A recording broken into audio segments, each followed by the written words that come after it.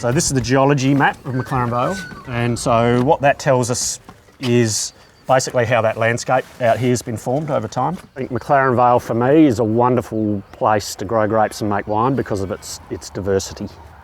So you know, you've seen the landscape here. It's not a flat, featureless plain. There's hills, valleys, slope aspect, immense geological diversity, and then on top of that, there's huge diversity of soil, distance from the coast, elevation aspect.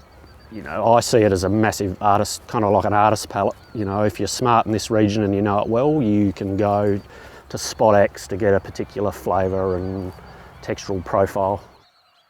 Grenache, much later ripening, so tends to show the signature of where it's grown and the vintage. We know that McLaren Vale has a long tradition of Syrah, old vine Shiraz and Grenache, and we're really focused on this moment to taste as much old vine Grenache as possible. There's a lot of regions in the world that do wonderful Shiraz, and we're one of them. But I think if you had to pick a variety that we can do better potentially than anywhere, it's Grenache. Anywhere in Australia or anywhere in the world? I think anywhere in the world. They're terrific wines, some of the old vine Grenache that's produced in this region. So first wine, 2013 Grenache. So 1930s planting. There was a wave of planting kind of in the 30s, and they all seem to be about that age. You know, often people don't have good records, but you know, the old material would have been planted for fortified production originally.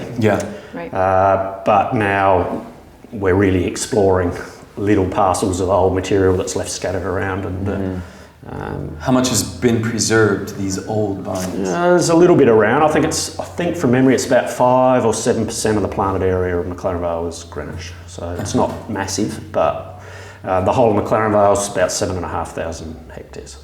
We've got 3 barrel samples. A block of Grenache from down on that silty stuff down, quite low, 70 odd metres.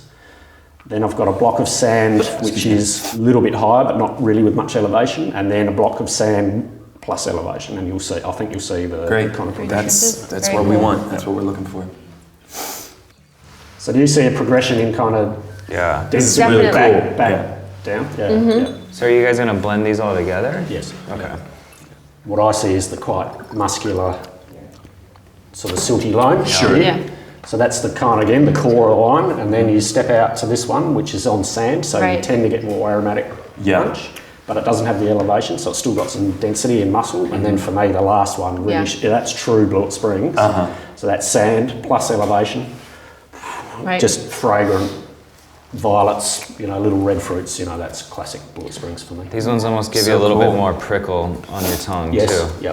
On 2 and 3. One's like already kind of chill, and then 2 and 3, there's like, it's still like very much alive. It's cool to see this, like I've never seen this before, to do it side by side like this. Very good. Yeah. Thanks. Yeah. The aromatics of the second I one. love the second one. So I really do. What was cool about the tasting here was to see the 3 different regions, same grapes, same age of vines, 3 different elevations, all kind of on sandy soils to see.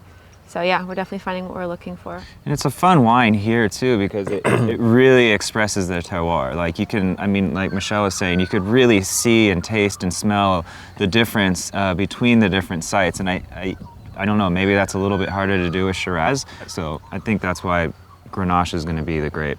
We're looking for wines that are unique on the world stage. And Shiraz is interesting, but you can get it Syrah from a lot of different places. But the Grenache is a real singular expression of what we've tasted here, of, you know, unique from other wine regions in the world. And we're jumping on that.